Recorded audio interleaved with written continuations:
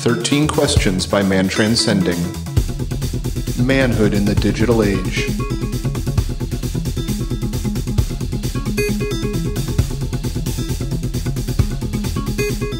Welcome back to 13 Questions. Today we are going to be interviewing Darren Grimes of the Grimerica Show Podcast. I think you guys are going to really enjoy this episode. On it, Darren really got me thinking about my own unlived potential and shortcomings. Anyways, this is one of my favorite episodes to date, and if you haven't signed up to be a member yet, it's probably a good one to start off with. All the interviews are great, but I really enjoyed doing the bonus questions with Darren on this one. Darren, if you don't know about him, he is a husband and father who's centered around his family. By day, he manages high construction steelworkers overlooking the Canadian landscape. By night, he is a family man, professional podcaster, networking guru, and amateur horticulturist. He is the creator of the Grimerica Show and 13 Questions podcast, of which he is host of both.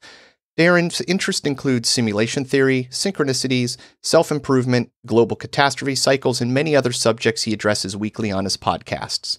With an eye on personal growth, truth, and helping others, Darren is a mentor to many. And that's Darren Grimes. So that'll be coming up. If you would like to become a member and get access to the bonus questions after the 13, you can go to 13questionspodcast.com to sign up. You get over $200 worth of communication courses by TJ Walker. You can join the community forums, receive prompted writing exercises in your email. You get the opportunity to record your own 13 Questions podcast with a friend, a family member, or anybody that you think would be a great guest for the show. If your audio quality is good, then we'll go ahead and toss it into the feed. We've already got our first listener submission, and I'm really looking forward to that. It's going to be into the feed in the near future, so keep an eye out. And when you do this, something that we've realized along the way is that everybody has stood on the shoulder of giants when it comes to advice. And we've had no bad interviews yet. So when you go forward, just know that everybody's got a depth of knowledge that goes back generations. All right, guys, thank you for being part of 13 Questions. I hope you enjoy this interview from my friend and mentor, Darren Grimes.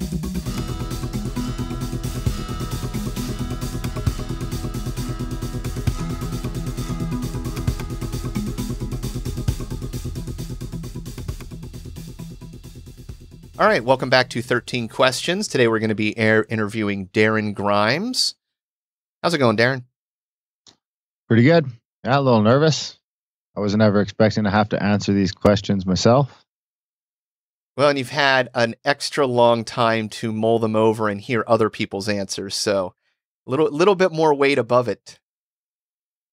Well, that's part of the thing I'm nervous about is because I may pick the questions and everything else. So it's like, should I have great answers? Because I don't feel like my answers are going to stand up to the answers I've heard through the first 13 episodes that have been released. And I mean, I've heard even more episodes than that because I've heard all of them that have been recorded. So I think we're at almost 20. So I think my answers will be the worst so far. All that matters is the one answer that gives somebody a new perspective that speaks to them. So I've had a few of those. I'm sure you'll have one of those for somebody today. All right, Darren. What was the best advice ever given to you, and would you modify it at all today? This one was a little tricky. I jumped around a little bit, but I think if I really think about it, I can't remember. I mean, I've been told this by countless people, mostly when I was in the early grades, and that's to treat others the way you want to be treated. It seems simple, really does, but I would say that, over 99.9% of us aren't doing that. And even those of us who are doing it, maybe we're doing it 20 or 30 or 40% of the time. And if we're really, really trying, maybe we're doing it 60% of the time. But I don't feel like anyone's really doing it all the time, or at least not as well as they could be. And that will make a huge difference. In your life, just being kind to people, and you can still be kind to someone and not agree with them, or be kind to them and maybe criticize them a little bit, but it's going to carry a lot more weight if it comes from a place of kindness instead of a place of criticism or resentment or anything else. And I mean, that one, and I went back and forth between that one and just canceling your cable. And the reason being is because, like, when I remember when people telling me they didn't have a TV or they didn't have cable, and I was just like, what the fuck? How is that even possible? And I mean, I haven't had, I don't know, it's been years that I haven't had cable, and now I don't even have a TV. I mean, we have a couple TVs at the studio here, but I don't have a TV in my house. We got computers. We could watch Netflix once in a while and stuff like that. But it's really not that much of a thing, you know? And when I think back of how crazy I thought it would be to cancel your cable or to not have a television, and now I just think of it as it seems crazy to have one because it's just hours and hours and hours. I mean, the fun little experiment to do is just add up how many hours a day you're watching television on average, times that by 7 and times that by 50. And then take that number and times it by, I don't know, $25 an hour. And that's how much, you know, whatever you think your time is worth. And that's how much you're spending to watch TV, in my opinion. See, I always wait it and worry. You know, you'd spend the time watching the news, what's going on with North Korea, different countries, some conflict. And if I took my teenage self from Desert Storm to today, cut myself out from the news and went to an island, my life is still going to go on. The United States is still here. There's still an economy. And all of that, you know, decades of attention and time is just worry and stress about what? You know, a reality that's not directly affecting you at the moment. Yeah, and even if all you're watching is funny sitcoms and laughing, I mean, I would argue you're still wasting that time. Now, I don't think there's anything wrong with watching a couple hours of television a week. You know, watching a movie or two a week. You know, maybe you have 2 movie nights a week. Maybe you have a show that you watch together or a couple shows you watch. But I think, you know, you shouldn't be watching TV every day, and you shouldn't be watching TV hours and hours every day. And if you are, I think you should take a look at that. Yeah, you need to think of thoughts as nutrition. You know, what are you going to put into your body? That's right. What is the most important lesson you learned from your parents? Probably that I was going to be around for my kids all the time. My mom was always around, but my dad wasn't. So, I mean, I just sort of started talking to my dad again after not ever really having a relationship with him my entire life. So that kind of, and I didn't start talking to him until well after I had my kids, you know, 4 or 5 years after I had my second child, my second daughter, Cassandra. But it was still kind of there that, you know, my kids were never going to have that wondering who their dad was or where their dad was or what he was like or anything like that. That above all, that I was gonna be around for them. And I mean, that's not always as easy as it sounds. You know, being in a intimate relationship with a wife these days, I mean, it's tough for people. It's tough. The world isn't made for that. We weren't made to have so much things to compare to and all that stuff. And it's a tough world, but luckily I've got a wife who's dedicated as I am to, you know, making our relationship work, even though that isn't always pretty and it isn't always easy, but being able to kind of put your pride aside and get through the tough stuff. And I think it's important for your kids to see that in a lot of ways too, that, you know, push back against that throwaway culture, that relationships are worth fighting for. And I mean, yeah, that's pretty important. Well, and just being around the amount of knowledge, you know, the lessons that you've learned that you can pass on, you know, keep you from making the same left turns and mistakes and getting stuck in a pothole. You know, it's some of the most important things, memories in my life are just words of advice that somebody gave me that I had a reason to believe in them. And if you can be that person for your kids, that's, I mean, it's almost the greatest thing you can give somebody in life. Yeah, I think, I mean, just that right now, one of the things I'm really into is that just the dynamic of relationships and where they exist. I've been listening to Hetty a little bit lately. I can't remember her last name, but she talks about how, and it's when you really think about it, all those relationships do exist in in the metaphysical realm, sort of, they're not in me, they're not in you. They're in that, even this conversation we're having, it exists. I could start being a total fucking prick to you right now, and it could get awkward and weird. It would be that space in between us is polluted or it's where off. The moment lives. It's where the interaction, the emotion between us. It's not in my head. It's not in yours. It's somewhere in between.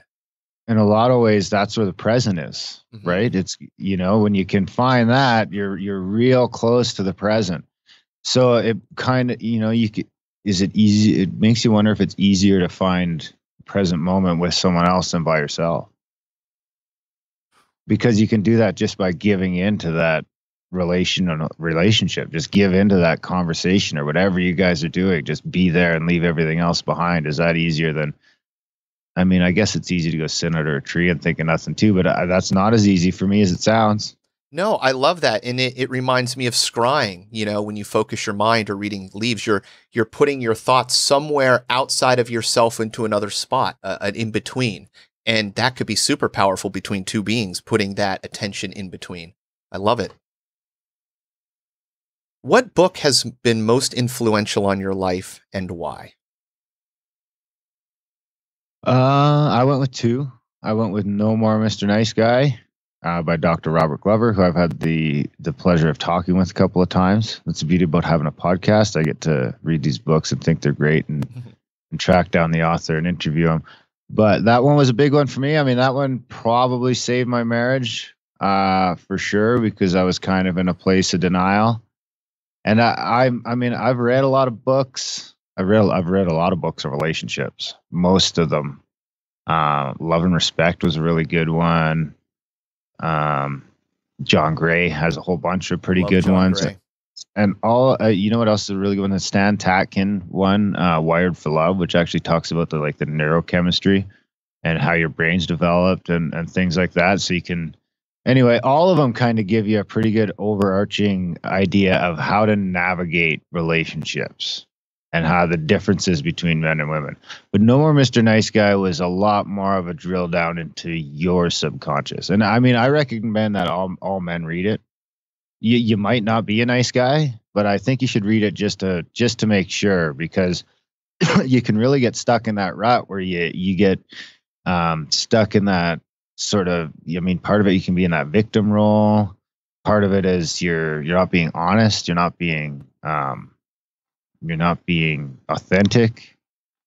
You're just lying to yourself, and it'll pollute all those relationships. And I had kind of noticed that pattern in all of my relationships, that when they hit a certain point, they just started to fall apart. And I'd always blame that on them and blame that on them and blame that on them.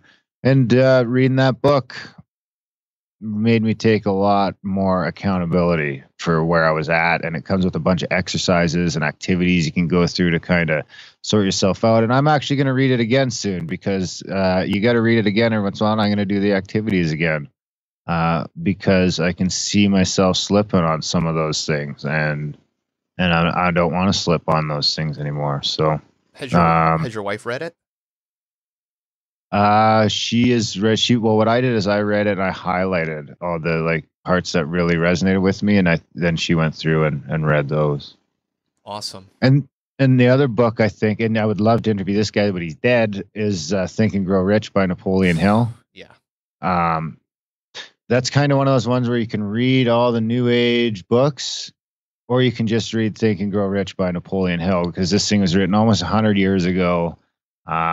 It was endorsed by Thomas Edison, Woodrow Wilson, Henry Ford, you name it. And it's not what you think. You read it, and it's funny because I remember when my wife first seen it, and she was like, kind of the eye roll.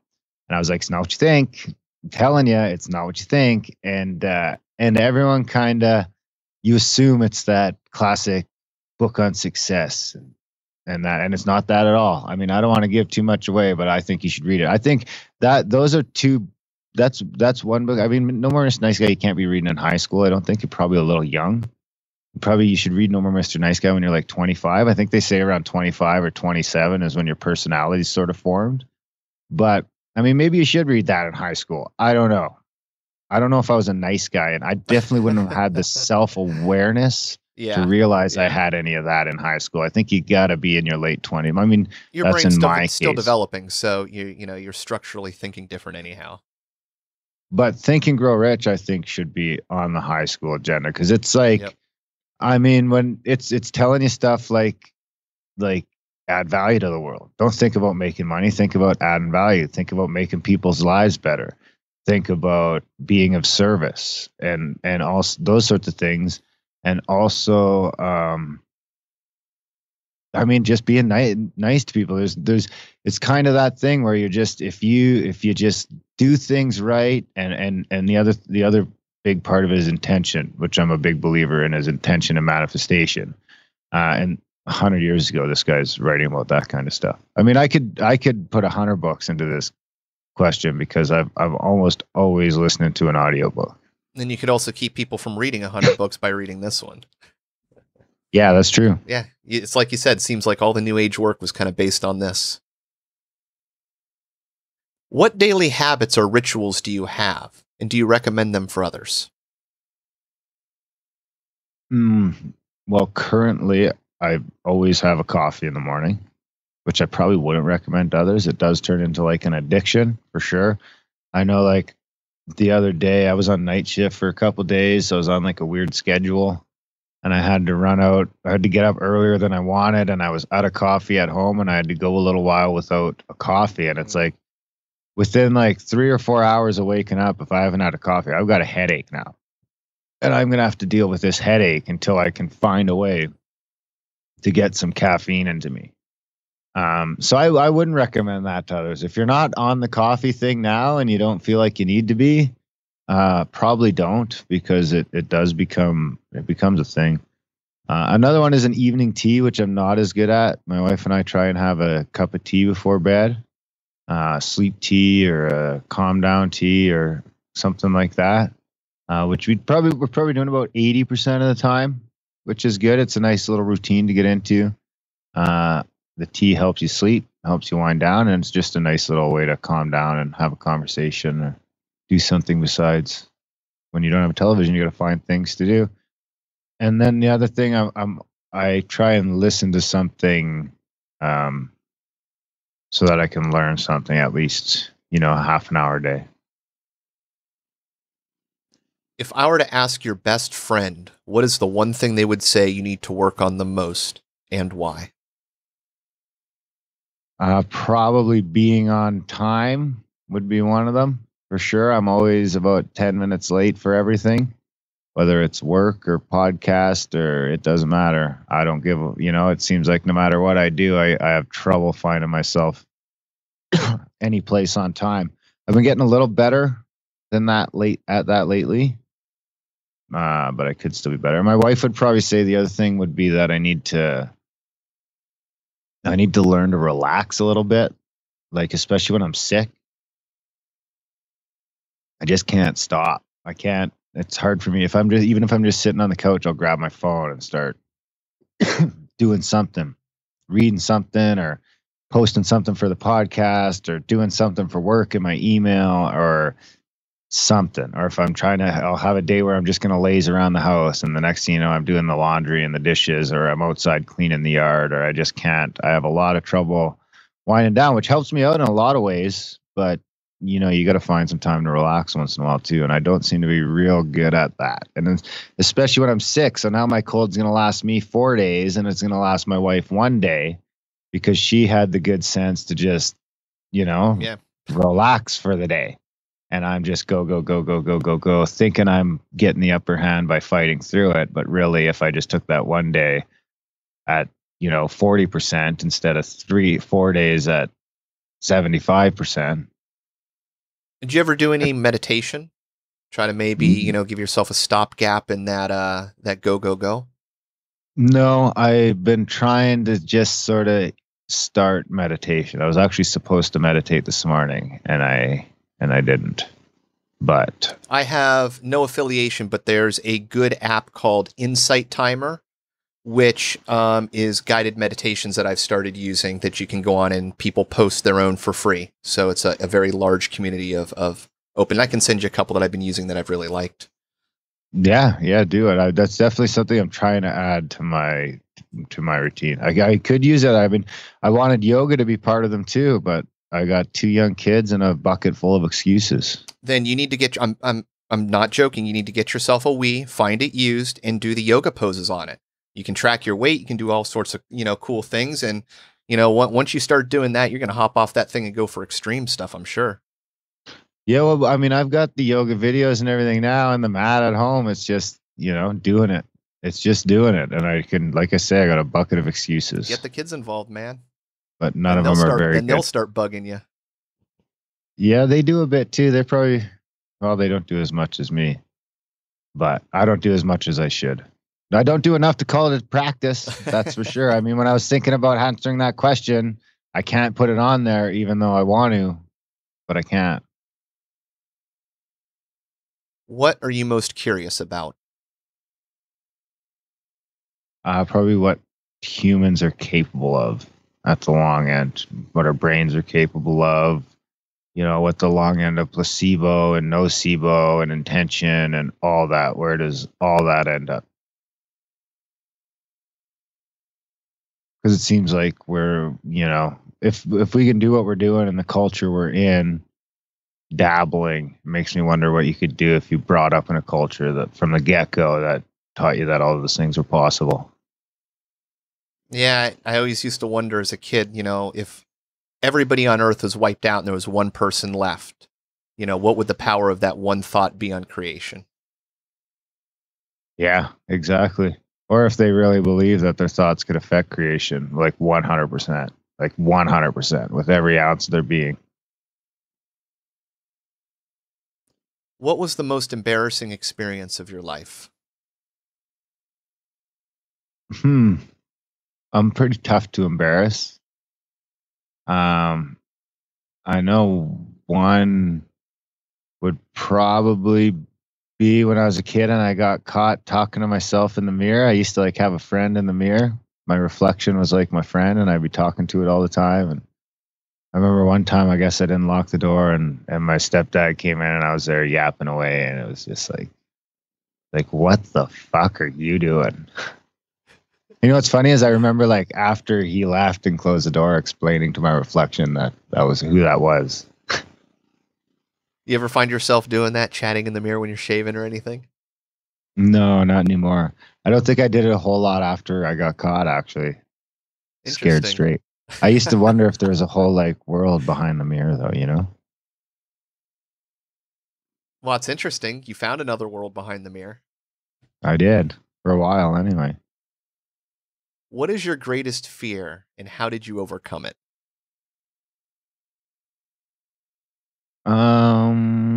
Probably not living up to my potential would be one of them. I spent a lot of time in I wasted a lot of time drinking and carrying on and doing drugs and doing stuff that, I wouldn't say you shouldn't do, but you definitely shouldn't do them to the extent that I was doing them. Right. And you shouldn't be doing them, full out every weekend for a decade or anything like that. It really set me back from where I could be. And now I'm trying to make that time up, because I think everyone's potential is probably a lot higher than they think it is. And I've got some pretty lofty goals.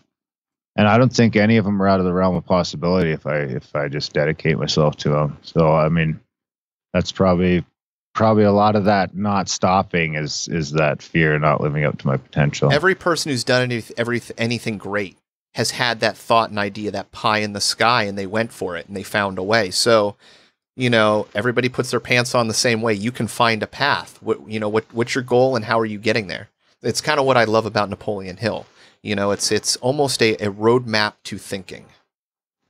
Yeah, I had a lot of people when I was a kid tell me that I was wasting my potential or going nowhere or this or that. So, I mean, now that's kind of my driving force. To not do that.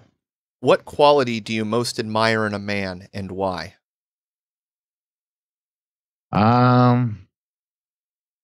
I mean, all honesty, integrity, leadership, all those main ones. But I think you got to kind of have all that and have a certain softness to you. You need to be approachable by everyone. When I was younger, I used to think that it would be a thing to be like, to be that guy that everyone's kind of nervous around and scared to talk to, but they'll do whatever he says and they respect him at the same time. But now that I'm a little bit older, I think it's the opposite of that. You want to be that guy that everyone trusts and everyone looks to and everyone will listen to, when or everyone will not listen to, but will respect as a leader, and will look to.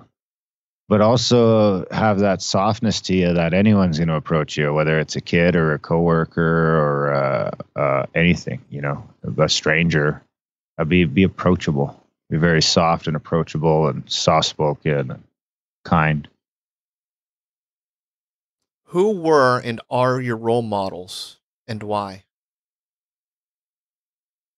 Well, when I was younger, my dad wasn't around. So I think I developed this weird thing of looking for approval, seeking approval in a lot of different places, which, especially from men, which kind of, I think which is a problem, not a great thing. But at the same time, I can kind of, when I started thinking about a role model, I could think of a few, like Ben Grundy over at Mysterious Universe, definitely be one of them. The No Agenda guys, what they're doing for podcasting, Joe Rogan. I mean, all these guys that are doing great things for podcasting, be part of it. But at some extent, I think my approval seeking has, because it's like a lot of dudes, when I meet them, I'll start to, everyone's got something that they're real good at. So you can start to notice those little things. And in some ways, everyone becomes like a micro role model for me. So it's like, this guy's real good at doing that. And this guy, he drives me crazy in most ways, but he's also real good at this. And, just little things like that. Start looking at everyone as a role model and what you can learn from everyone, even the people that you don't like. I love it. Not throwing the baby out with the bathwater, kind of, looking through, seeing where the nuggets are. Broken clocks I like to say broken clocks are right twice a day. So as crazy as I think somebody is, I'll listen. And if there's value, I'll put it in my toolbox. That's right.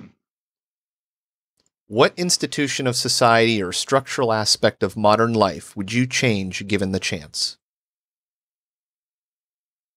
Education, 100%. 100%. Like I was talking about before, how I think books like Napoleon Hill should be read in school. There's also the thing to talk about, like certain hallucinogens like psilocybin mushrooms and stuff like that. I mean, I'm not telling kids to eat mushrooms, but maybe as a culture, we should be, just as a thought. We used to have like initiation and stuff like that, especially for boys. And I think a lot of that's gone. And the places are looking for initiation now in the schoolyard and online and in gangs or whatever the fuck, video games, you name it. We're looking for that initiation into manhood in all the wrong places. And just the whole education system. Like I didn't learn until I was fucking 30 that, you could really you kind of learn it, but you don't really learn it's a real possibility to just go start your own business and do your own thing. And I mean, I was 35 before I started thinking. I was around 30, I started having the inkling that I could do this or that. But it was around 35 that I started really thinking, like, the only thing what I really think now is the only thing that separates the people that are doing what they want for a living and the people that aren't is mindset. And the people that want to do what they're doing for a living just went out and did that, and they didn't take no for an answer, and they didn't get, I'm going to go do this for a couple of years, or they didn't get caught up in that. No. And I think there's a lot to that. And you look at a place like Canada, and I probably have this stat wrong because I'm getting it off the top of my head, but it's something like 9 out of 10 business owners are either immigrants or fucking high school dropouts.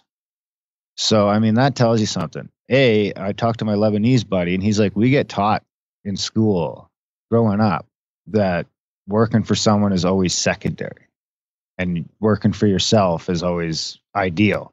So anytime you're working for someone else, it's on the way of getting to working for yourself. And that's, that just kind of stuck with me because I didn't get taught any of that in school.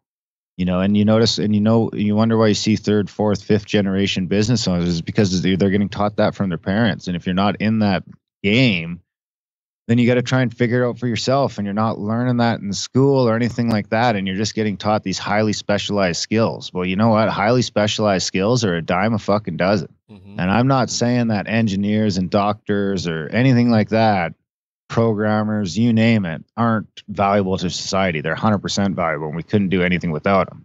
But we get taught that if you're not one of those things, you're not going to be anything. And I'm going to say that, you can hire those people, and vision is a lot shorter supply than specialized skill. Yeah. And you have a system that's set up to kind of funnel people into that, net them in with debt and different things. I know when I was in high school, I got a credit card at like 16 or 17. I wasn't even 18 yet. They had people on campus signing kids up, giving out T-shirts and such. And, it's a system that, it's a lot harder to break through. You can go and do your thing once you're hobbled underneath the education's, thumb of payback. And now it's disgusting. So I would just get rid of all that and restart it. What is the most courageous thing you have ever done or seen in your life? The most courageous thing I've ever done is probably taking second and third chances at my marriage. Even when some people are telling you that you shouldn't, I don't believe that. I believe, that's the most important thing you can do. I don't think. And I'm not saying all the time there's toxic relationships out there that you shouldn't be in, but I'm saying if you're in some pattern, you're probably just going to fall into that pattern again with the next person. And that's what I noticed to myself is, if I really think back, all my relationships sort of ended that way. So why would the next one, mm-hmm. the grass, it's not the person, it's probably in you. So I would say that, having the courage to take the ownership and the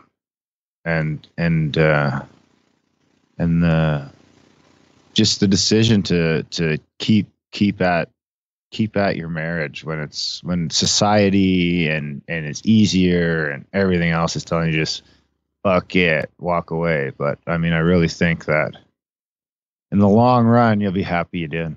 And it was good to do that in front of your kids to kind of give them a vision of how adults can rectify and get along. Yeah, I mean, I don't think we're heading in a good direction here right now with the whole. I just don't think we're heading in a good direction right now as a society with the lack of attention. Not just on intimate relationships, on relationships in general. And social media and the internet isn't helping that. But there's no real respect for anyone anymore. That's a problem. I mean, if you can't, that's a problem. What rule do you have for yourself that you never break? And why do you think that is? To always work hard, especially like at work. I don't always, I can be lazy in a lot of ways, but when I'm on the clock, I'm not a dog fucker, whether it's podcast or my day job or helping a buddy do this or that. If I'm on the clock, so to speak, I'm going 110% and trying to make sure that everyone around me is doing that at the same time. That's probably why, seems like any place all my day jobs, I ended up being a lead hand or a supervisor or a manager eventually. And I would say that's probably, a consequence of that. So I would say that's why it's important. Lead by example. Yeah, and not only that, it just makes you feel good when you go home at the end of the day and you didn't fuck the dog. What qualities should a man strive for in today's world? Well, above all, I would say authenticity. For sure, but then you need to get to a place where kindness comes authentically, which might require a lot of self-work and not getting triggered and all that, a lot of patience for sure. are all things you need so that you can be authentic. Because, I mean, being authentic means being authentic. So when you're triggered, you got to kind of let people be a dick, or let people, you got to not act not triggered when you're triggered, or you're not being authentic. So if you got to kind of keep the kindness and the patience and the self-work, self-realization in line with that, with the authenticity, so that you're not getting triggered all the time. And that's going to be toughest with the people that you care about the most and the people you spend the most time with. That's the shitty thing about that. Is that, it's real easy to be authentic with the guy you only see once or twice a week because he's not triggering you. But, the guy you see every day, or your wife or your kids, they're going to be pretty good at triggering you, because, I mean, a lot of expectation there. Well, especially when you live together so close, there's, certain things that are agreed upon that are right. And if you're doing something that falls out of that, you're going to get face judgment by a group and you feel bad. But if you're with your buddies, there's a little more just leniency in how that goes. So yeah, I can understand. It's a weird pressure of having, an honest family relationship. Yeah, but it's important. It's important to keep trying at. And, I mean, at the end of the day, it's just 90% of your problems, 95% of your problems are going to be internal. And if you can sort of go in and figure out what they are and why they are, what's causing them and that, then you can learn how to at least manage it a little better. I mean, never get perfect, as near as I can tell. That's the one thing I figured out opening up this can of worms of trying to be a better person, is that it's not a project, it's a lifestyle. The house is never finished. Yeah, it's exactly that. Yeah. Well, Darren, that was the end of the 13 questions. So yeah, it was awesome. I mean, we're going to do the bonus questions here in a second, but for the regular listeners, that'll be it. But if you want, you can head over to 13questionspodcast.com. There you can sign up, be a member. We've got access to the premium podcast, which is coming up. Also, communication courses by TJ Walker. A few $100s were there. Amazing. Go through that. Really well thought out courses. You also get prompted journaling exercises emailed to you. And of course, we have some forums over there. All right, Darren, you ready for the bonus? Sounds good. Sweet. What would you tell your teenage self? I would probably... Now, there's a lot to be said for Duncan's answer of nothing. That really made me think. But I would probably say don't spend your 20s being an alcoholic. That's something I really, that really sits with me, when I look at my financial situation and just where I am in a lot of ways. If I could have just spent my 20s differently, even half differently.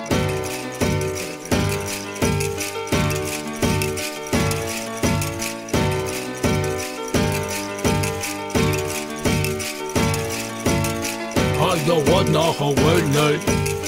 I don't want no Hawaii, yo, what? I don't want no Hawaii. I don't want no Hawaii, yo, what? I don't want no Hawaii. I don't want no Hawaii, yo, what? I don't want no Hawaii. I don't want no Hawaii, yo, what? I don't want no Hawaii. I don't want no Hawaii, yo, what? I don't want no Hawaii. I don't want no Hawaii, yo, why is one man rich and another man poor? Why we ain't satisfied? Why we gotta have more? Why your suicide rates on the rest so high? Why I tell you the truth but you say don't lie? Why is being a good father at an all-time low? Why is it acceptable? Yo, why? I don't know.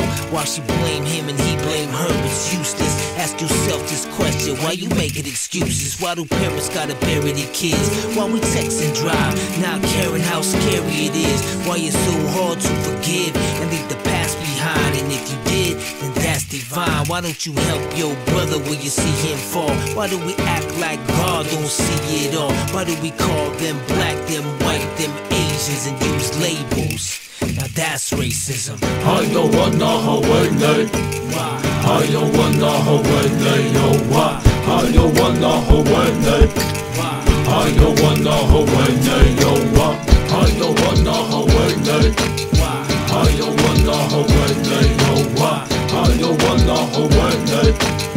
I don't wanna holiday, yo, why? Why is there innocent people locked up for life, while some people can't say nothing nice? Why do we always gotta question what all of it means? And why won't you follow your dreams?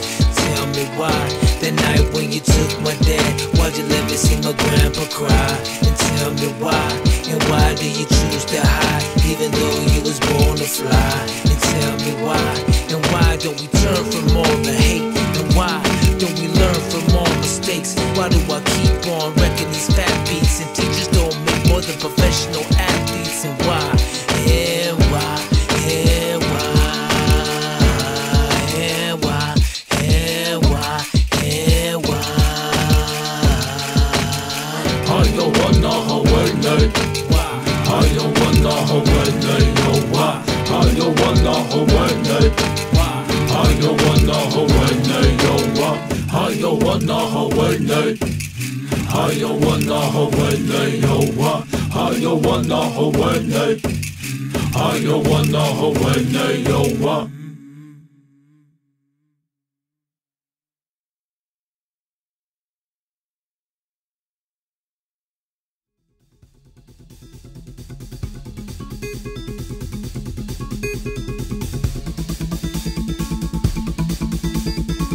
This should be considered entertainment and not therapy. We hope you benefit from our resources available at 13questionspodcast.com.